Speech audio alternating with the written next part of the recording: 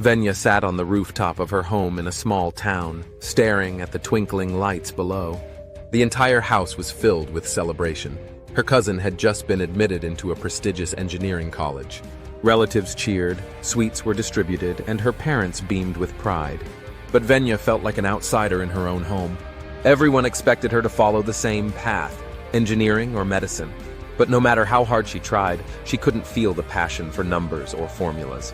She struggled with physics, felt uninspired by biology, and dreaded every entrance exam her parents signed her up for. Her classmates seemed so sure of their ambitions, but Venya felt lost. Seeing her troubled face, her grandpa climbed up the stairs and sat beside her. "Why do you look so restless, Beta?" "Grandpa, I don't know what to do with my life. Everyone has expectations, but I don't feel excited about any of it. I try, but I'm just not as good as others. Maybe I'm just not meant to be successful." Her grandpa chuckled. "That's not true. You just haven't found your path yet. Let me tell you a story." Long ago, in a small Indian village, lived two friends, Ravi, a blacksmith, and Mohan, a potter. Ravi was strong, hammering metal into fine swords and tools, but he struggled with clay.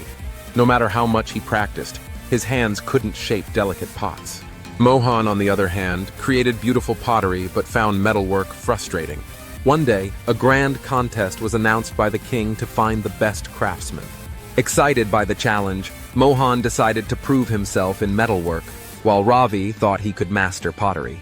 Both abandoned their crafts to compete in the other's skill. But when the competition day arrived, Ravi's pots cracked in the kiln, and Mohan's swords bent under pressure. They both failed. The king then asked, "Why did you abandon what you were meant for? Passion isn't just what excites you, it's what you're naturally drawn to and willing to improve, even through failure." Realizing their mistake, Ravi returned to blacksmithing and Mohan resumed pottery.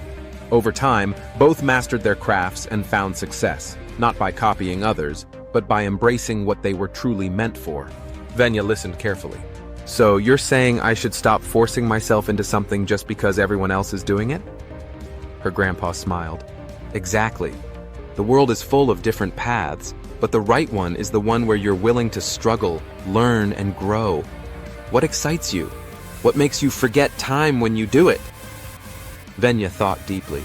There was something she had always enjoyed but never considered important, because it wasn't a conventional career. She had been ignoring her natural strengths in fear of disappointing others. That night, she made a promise to herself. She would stop chasing what society expected and start exploring what truly made her happy. She didn't have all the answers yet, but she had taken the first step. Years later, Venya stood tall, not as what others wanted her to be, but as someone who had found her true calling. And it all began with a simple story from her grandpa. The day she realized that success isn't about following others, but about finding the fire within. True success isn't about following a path chosen by others, but about discovering what truly ignites your passion. Society may set expectations, but real happiness comes when you embrace your unique strengths and work hard to improve them. So take a moment to reflect. What makes you excited?